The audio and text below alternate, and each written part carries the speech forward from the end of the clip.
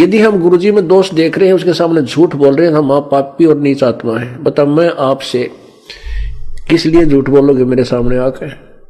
या तो बीड़ी पीते होगे, या शराब पीते होगे, या कि तो माता धोक रहे हो, कोई अन्य पूजा कर रहे होगे, तो तुम मेरे सामने झूठ बोलोगे। और बता, मैं क्या झूठ बोलोगे मेरे सामने आकर? और वो साफ बता देनी चाहिए जी मेरे से गलती होगी। तो और फिर आप झूठ बोलते हो तो अपने कर्म बिगाड़ते हो, अपना विनाश कर रहे हो। आप आके बताओगे जी मेरे से गलती बन गई। तो पहला मंत्र लेकर के आप पर एकाधी बार गलती हो सकती है, इसलिए आपको 4 महीने का समय दिया जाता है। तने जो तेरे सामने जो बाधाएं आनी है वो आ लेंगी। तो प्रथम नाम आपका किसी कारण से खंड हो भी गया तो झूठ नहीं बोला है। थोड़ा ध्यान से सुनना इन बातों को। गुरु सुर तरु सुर धेनु समाना, पावे चरण मुक्ति परवाना, तन मन धन अर्प गुरु सेवै, हो गलतान उपदेश सही लेवै। क्या बताते हैं कि तन मन धन अर्प गुरु सेवै, हो गलतान उपदेश सही लेवै।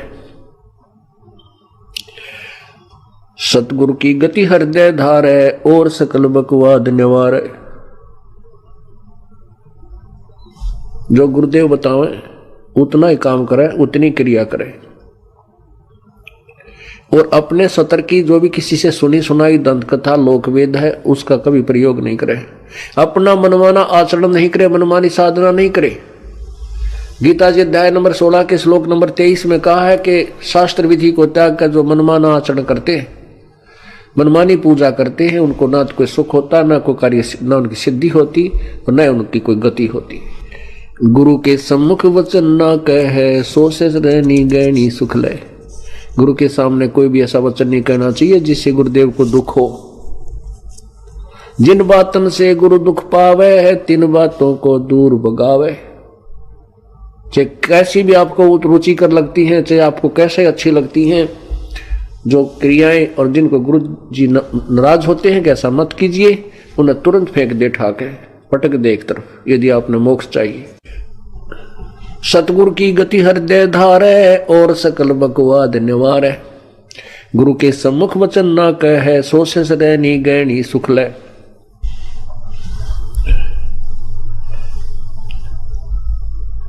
गुरु जी के सम्मुख कोई भी ऐसा वचन नहीं कहना चाहिए जिससे उनकी आत्मा यानी मन को ठेस पहुंचे।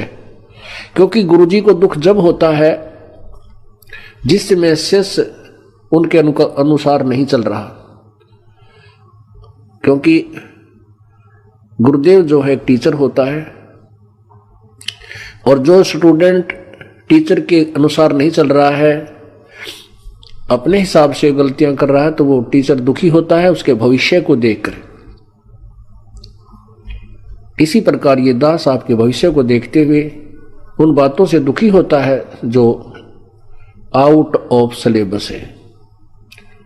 जो बातें आप बाहर की करते हो या कुछ ऐसी क्रियाएं करते हो, मर्यादा भंग करते हो, तो ये आत्मा दुख होती है। गुरु से शिष्य करे चतुराई, सेवाहीन नरक में जाई। गुरु के सामने झूठ बोले, बकवाद करे, अपनी चतुरता दिखावे, कहते वो भक्ति तो हीन होगा ही होगा और फिर नरक में जाओगा। शिष्य होए सर्वस नहीं वारे, ही कपट मुख प्रीत उचार। शिष्य होकर सर्वस नहीं वारे, यानी समर्पण नहीं करता तो, और जिसके मुख में ऊपर तो मीठा बोला जी गुरु जी आज्ञा नु दिखावा करे, अंदर में कपट हो, वो जीव सफल नहीं हो सकता।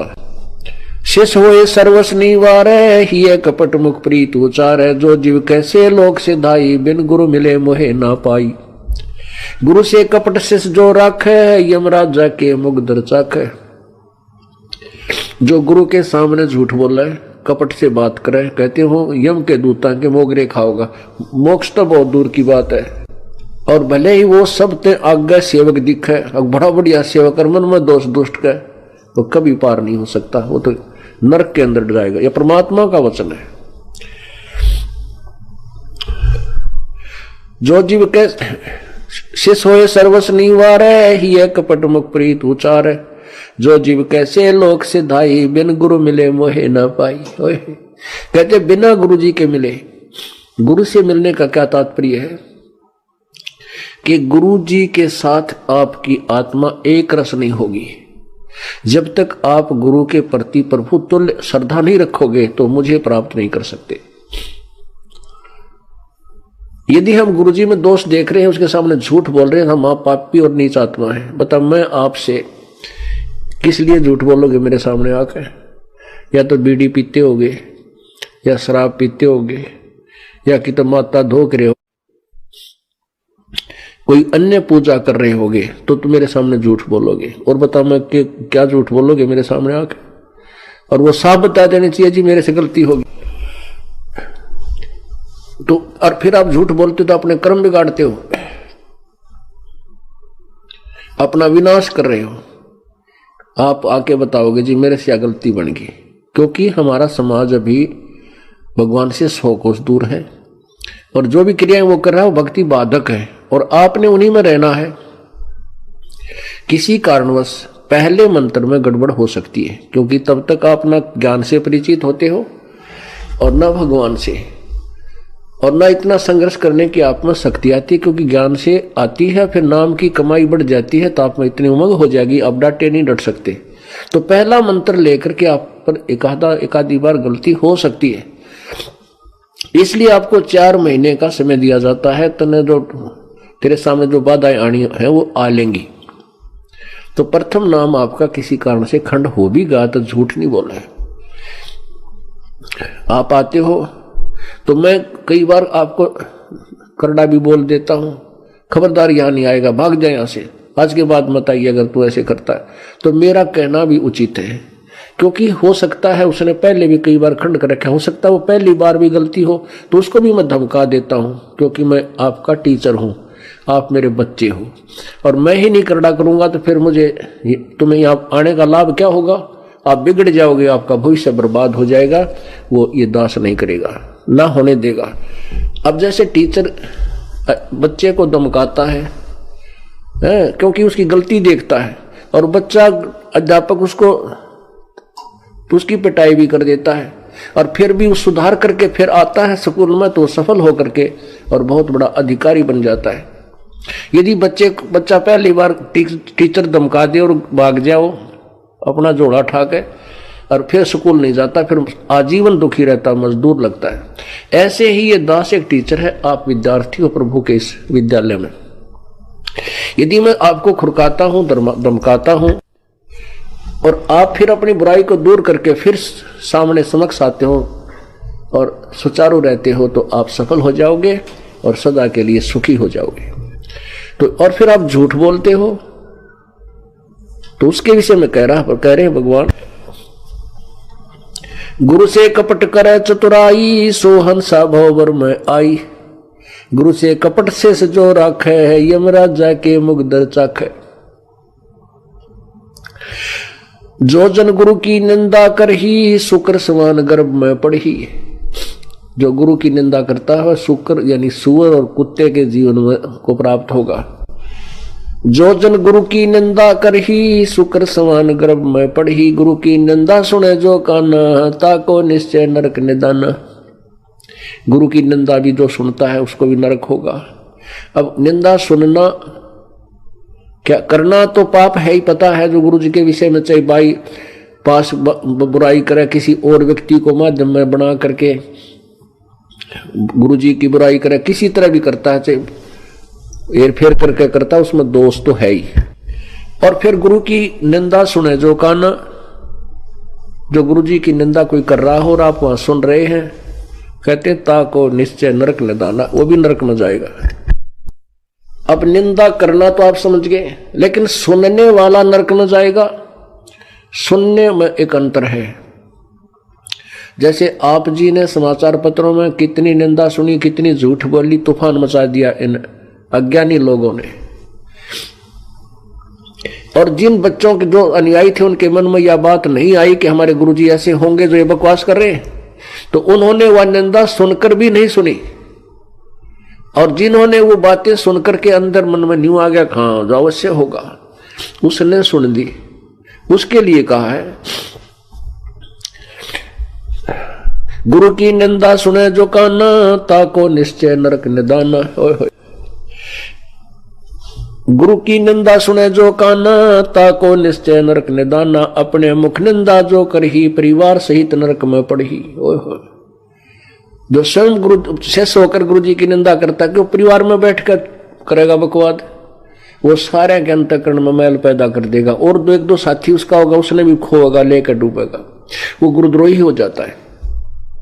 अब परमात्मा कहते हैं गुरुद्रोही की पैड़े पर जय पग आवे वीर, 84 निश्चय पैड़े नो सतगुरु के कबीर।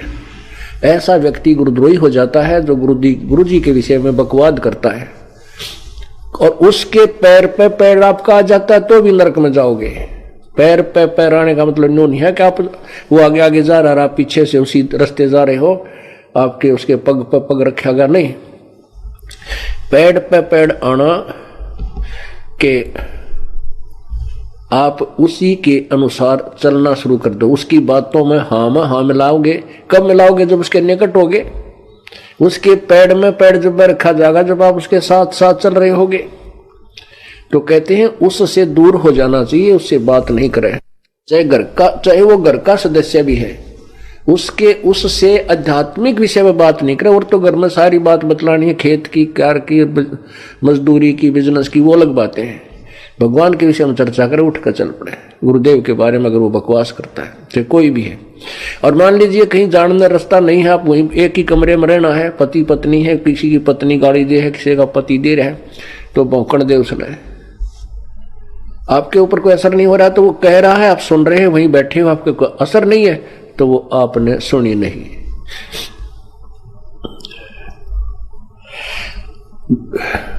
गुरु को तजय बजय जो आना, तापसुआ को फोकट ज्ञाना। गुरु से बैर करे शिष जोई, भजन नाश और बहुत व्यगोई। जो गुरु से बैर करे उसका तो सर्वनाश होगा, वो गुरुद्रोही कहलाता है।